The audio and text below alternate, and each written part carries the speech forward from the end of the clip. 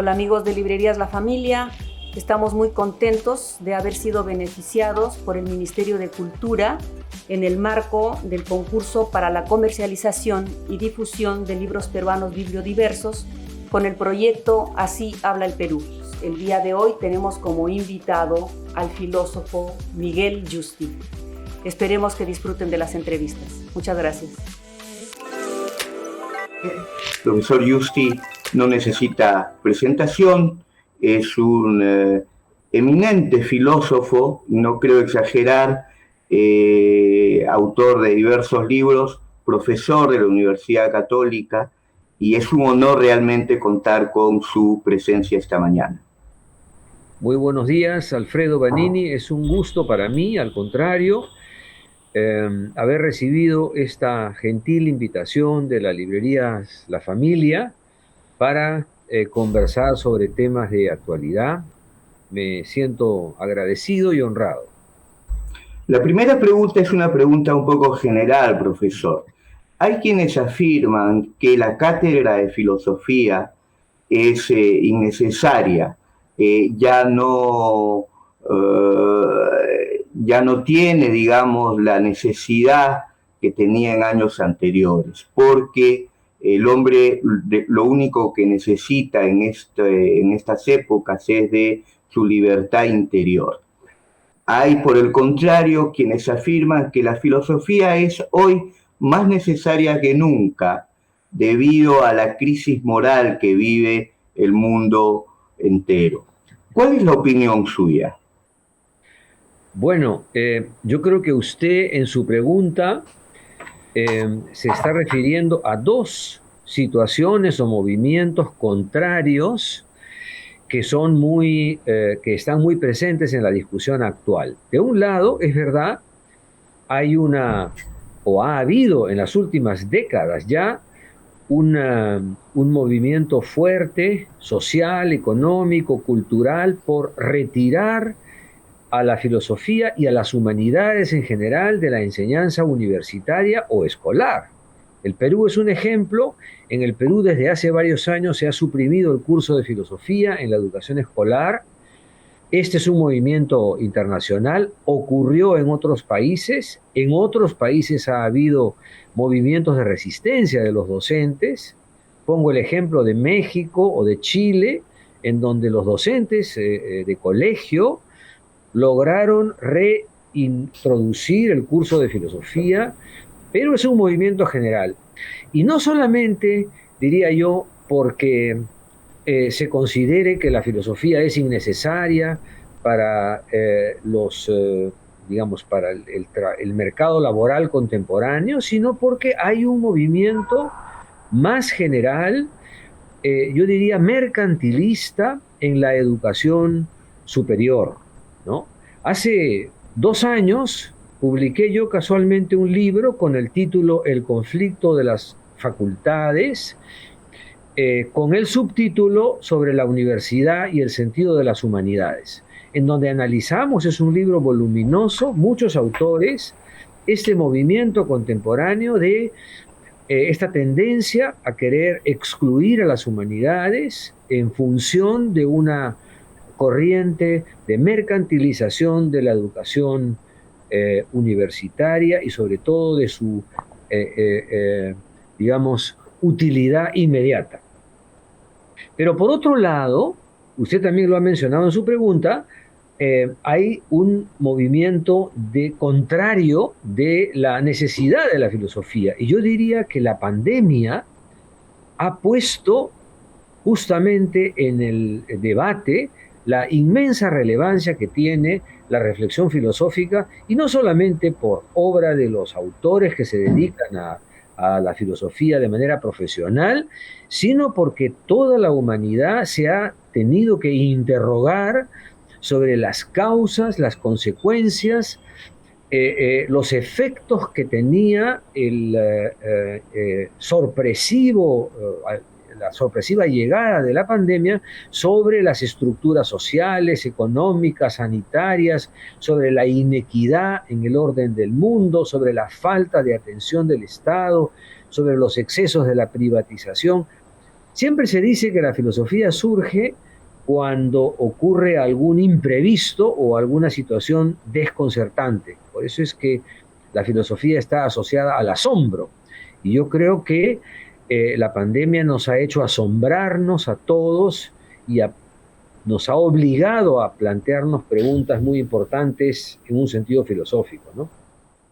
Muchas gracias. Ha mencionado usted un libro de reciente publicación en su respuesta, pero yo quiero aludir a otro libro mucho más reciente aún, que es del cual usted con el profesor Lerner han sido editores, que es el libro sobre el perdón. El perdón que es un concepto que ha estado muy vinculado a las recientes elecciones presidenciales bajo muchas formas. Siempre se asocia el concepto del perdón con lo religioso, ¿cierto? En las oraciones está perdona nuestras deudas, perdona los pecados, en fin. Pero el concepto de perdón también tiene una connotación importante en la historia, en la política y en la esfera pública. ¿De qué manera lo tienen, profesor Justi? Bueno, efectivamente el libro se titula Rostros del Perdón y ha sido coeditado por el doctor Salomón Lerner Febres y por mí, y se remonta a un coloquio internacional que organizamos en Lima, y específicamente motivados por lo que en los últimos procesos de paz, de justicia transicional, de Colombia, de Sudáfrica, se ha llegado a consagrar como un concepto ya jurídico. Es decir, el perdón, el otorgamiento del perdón, ha pasado a ser últimamente un concepto del derecho internacional, regulado, por supuesto, de manera precisa, para aminorar las penas o condonar penas en los casos en los que se llega a un acuerdo de paz con un grupo armado, por ejemplo, en Colombia. Entonces, precisamente la ocurrencia de este nuevo fenómeno, es decir, de emplear el concepto de perdón en el ámbito del derecho internacional, nos llevó a nosotros a organizar un coloquio para discutir sobre los diferentes sentidos que tiene la palabra perdón, las dimensiones que tiene en diferentes disciplinas, ¿no? Porque es cierto que ese uso del concepto de perdón en el derecho internacional está sujeto a una serie de controversias, ¿no? Entonces, usted mismo ha mencionado, el concepto de perdón proviene de la teología o de la religión, pero se usa también en la filosofía, en la historia, en la ciencia política. Entonces, convocamos a un conjunto de autores, y eso está expresado en el libro, también a psicoanalistas, por supuesto, para poder, digamos, iluminar el sentido en que el concepto de perdón es relativizado o definido de acuerdo a varias de las disciplinas que están en juego, ¿no? También se ha referido usted al hecho de que el concepto de perdón se vincule a la situación política nacional, donde hemos tenido nosotros una comisión de la verdad y reconciliación. Claro, para que haya reconciliación tiene que haber alguna forma de perdón. Así es. Y eso es también un asunto controvertido. Lo es más en el momento político que estamos viviendo ahora, en donde en lugar de perdón lo que ha surgido es odio, o ha surgido un enfrentamiento tremendo entre grupos de la sociedad peruana. No estamos muy lejos de una idea de reconciliación, de manera que creo que ese libro podría ser muy útil para la discusión actual, ¿no? Claro que sí, recomendamos mucho, es más necesario que nunca discutir y conversar sobre estos temas. Una última pregunta, profesor. Usted ha hablado del asombro que ha traído la pandemia y también con el asombro una cuota de dolor, de muerte, de transformación de nuestras vidas de manera no muy positiva, digamos, ha trastornado nuestras vidas. Uno de estos factores, digamos, ha sido o es aún que lugares de cultura que reunían a las personas, como las librerías, los centros culturales, el teatro, el cine, se han visto pues prácticamente desaparecidos de la esfera pública, ¿no? Entonces yo quiero algún tipo de vaticinio, por decirlo así, de profecía. ¿Cree usted que después de este periodo, que ya va para 2 años, las librerías, los espacios culturales se renovarán? ¿Es usted optimista, auspicioso, o cree más bien que de alguna manera estos espacios entrarán a funcionar bajo otras formas, digamos, de distancia, como la misma entrevista que estamos haciendo ahora, ¿no? Donde nos vemos a través de una pantalla? ¿Qué piensa usted? Bueno, más que una profecía, yo quisiera expresar una expectativa, ¿no? Una esperanza, porque,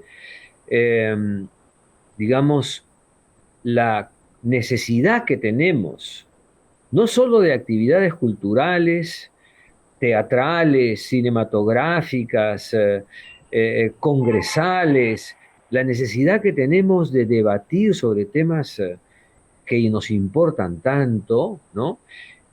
Se ha visto potenciada por las redes sociales y por la virtualidad. Hay hasta un exceso de eventos culturales por las redes, pero al mismo tiempo ese exceso nos hace recordar con más nostalgia la importancia que tiene la presencialidad, el contacto físico entre las personas, la cercanía, y yo francamente confío en que esta inmensa necesidad cultural y de intercambio se vuelva a ser presente y activa en un próximo futuro, ¿no? Y que sea más bien cercano que tardío. Sabemos de otras pestes y de otras pandemias que han alterado la vida de la humanidad a lo largo de los siglos. No es esta la primera, y podemos confiar en ese sentido en que este periodo, aunque sea ya prolongado, pues llegue pronto a su fin, ¿no? En Europa hay hay ya una serie de medidas que se están tomando para reactivar las actividades culturales presenciales, y el papel de las librerías es especialmente necesario, ¿no? Que podamos volver a reunirnos, porque las librerías son lugares de encuentro también y de discusión sobre las nuevas creaciones, ¿no? De manera que, como le digo, más que una profecía, es un deseo, una esperanza de que pronto volvamos a revivir estos grandes e importantísimos espacios culturales, ¿no?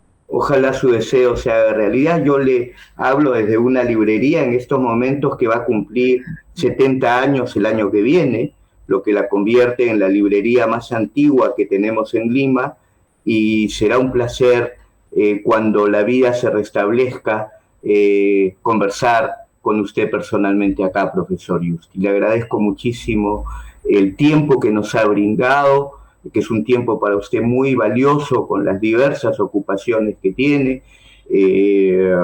pedagógicas, editoriales, de pensamiento, en fin. Siempre muy prolífico usted a lo largo de todos estos años, y le agradezco sobre todo por eso el tiempo repito, que nos ha brindado, profesor Yuste. Muchas gracias a ustedes, siempre encantado. Hasta luego, gracias. Hasta luego.